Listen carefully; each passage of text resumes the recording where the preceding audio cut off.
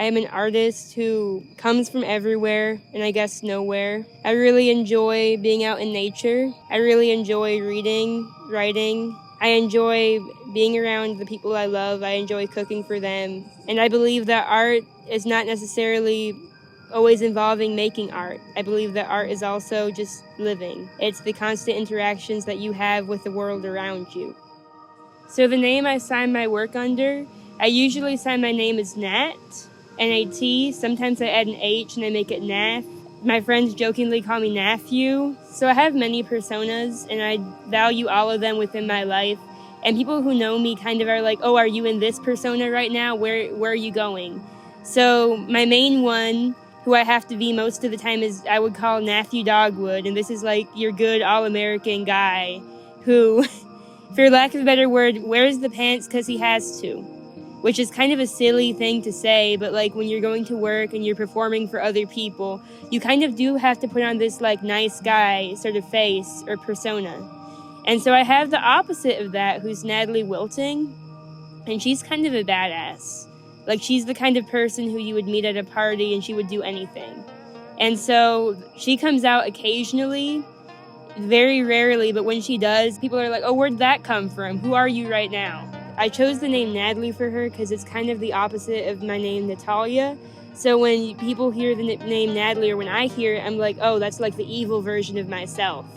And Wilting because it's like the opposite of my last name. So that's like my polar opposite in a lot of ways. So that's probably my most gruesome work yet. And I was really experimenting with colors. I think my favorite color to use right now is Prussian blue.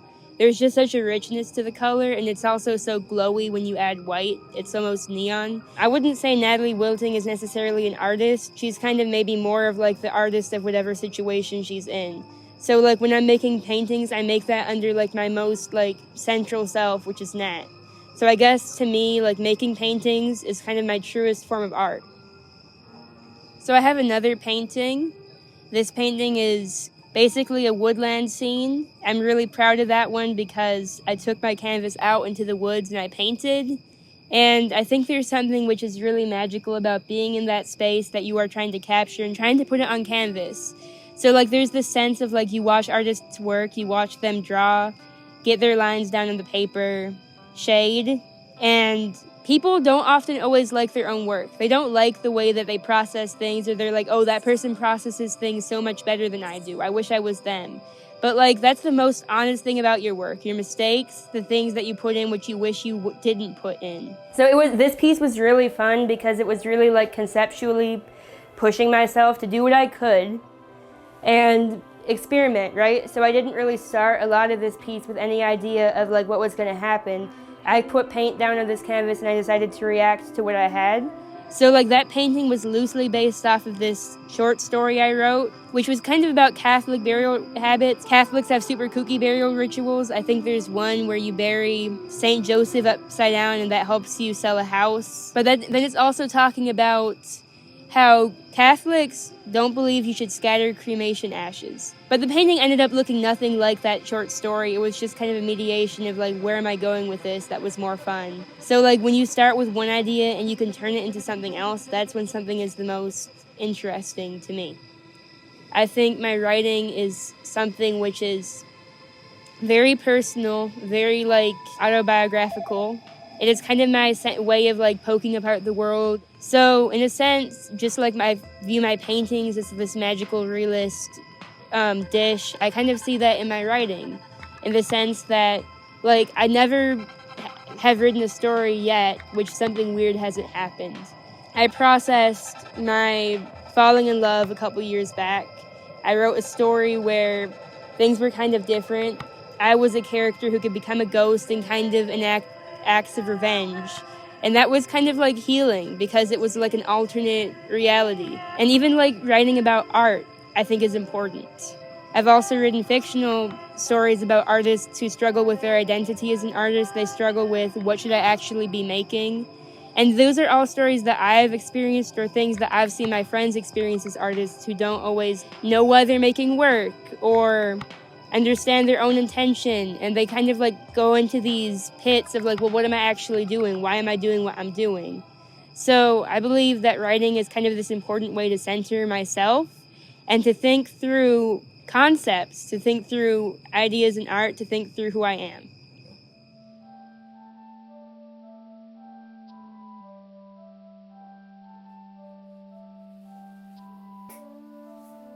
Where do you go? There's a cemetery in your mind. It's a palace of Gothic stone, intricacies in latticework, moss that crawls over rock, and, most importantly, people that you once knew. One day you'll wander through, find your own name on a mound of newly turned dirt, because for her to live, a part of you must die. She is everywhere now. She's leaving the shower. She's on the sofa, recovering after a panic attack. She's in the kitchen, drinking, even after she told you that she would stop. She's convulsing, gasping for air under the bed after a horror-induced asthma attack. You're holding her when the paramedics arrive, because what else can you do, right? You care about her too much. You've tied yourself to her, and she keeps you on a suffocating leash. If you chew your way free, she will probably die. So that piece was basically what I was talking about in terms of that ghost character who comes back, because it's all about this feeling of I can take control.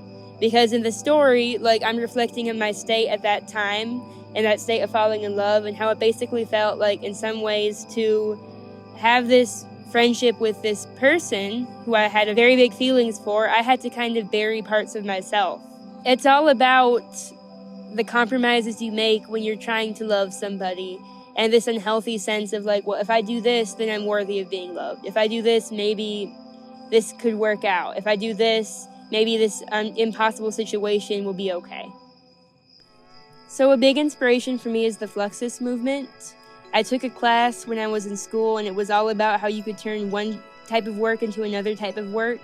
And we learned about event scores, which are basically, it could be a note on a piece of paper. It could be somebody stepping on a piece of paper and asking somebody else to interpret that. So in the same way that you look at a piece of sheet music and you might be like, oh, these are musical notes, Fluxus artists looked at these kind of vague statements or vague images and were like, I could make music from that. I could make a performance piece from that. And although I've maybe not been the most performance-based as an artist myself, I think there's a lot of value in that, right? So if you have one idea, you're transmuting it into another idea, and you're turning that into another idea, which I think is kind of an unintuitive way to make art, because you're always taught that you need to specialize in something. I think that's a very capitalist way of thinking. You don't really need to specialize in anything if you don't want to. Like, I make work about people I know. I make poems about people I know. I write about people I know. Characteristics of my friends often end up in the stories that I write. So in that sense, like, this world is so rich. Little interactions that you maybe would never think about again. So, like, you visit somebody and they have, like, a strange thing on their wall. You're like, oh, maybe this person has this job. Maybe they could secretly be doing this. Maybe they have a passion I don't know about that I'm going to pretend they have every time I meet them. So it's kind of this feeling of, like, constantly amping things up and exaggerating things to yourself, which I think is the funnest part of making art. You can change the story. You can change the narrative. You can make your life magically real, which I think is the most important characteristic of my work. Blurring of lines between real life and also, like, the excitement of artwork is so tangible sometimes. It's so, like, rich. It's so real. It's so perfect. So I have a Substack. I might be saying it wrong. I think it's www.constellationofthings.substack. I also have an art Instagram. It's at NAT_OF_Alia,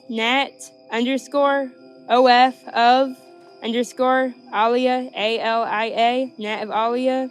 I was talking earlier about how, for me, sometimes it's better to give my work away than to sell it. Like, I want work that I make to be loved.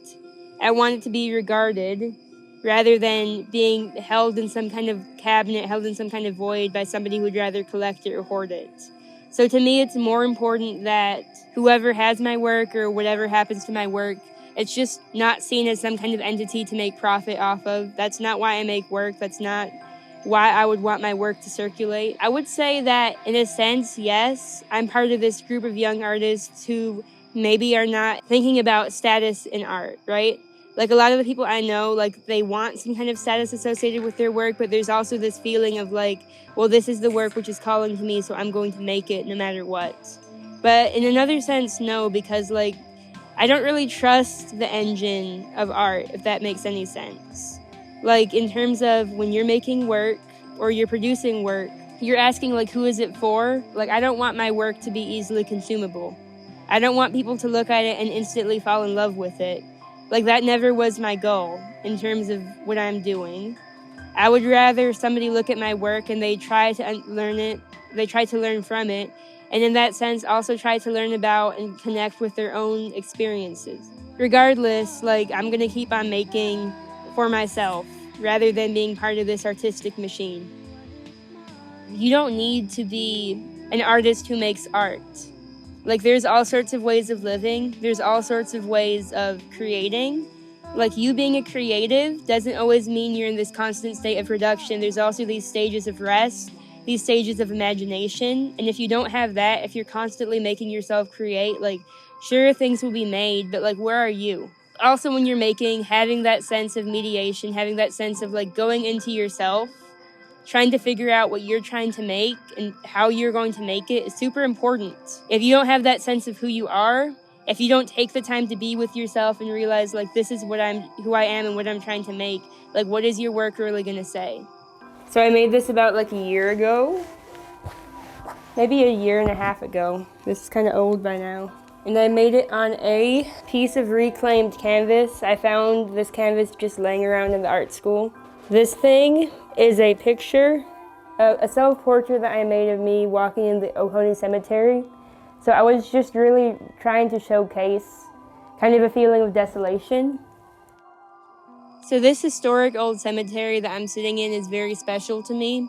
It's a place that I've come to many times. I've come here at night, I've come here in the day. It's always kind of been this place of like rest, which I think is appropriate because everybody who lives here is resting anyway. So it's this kind of feeling of wondering. A couple years back, I got really into that where it's like, what's all these paths I can discover? But then there's also this feeling of you're walking old paths. There's this feeling of remembrance. Like, I don't know if anything is sentient. I don't even know if I'm sentient.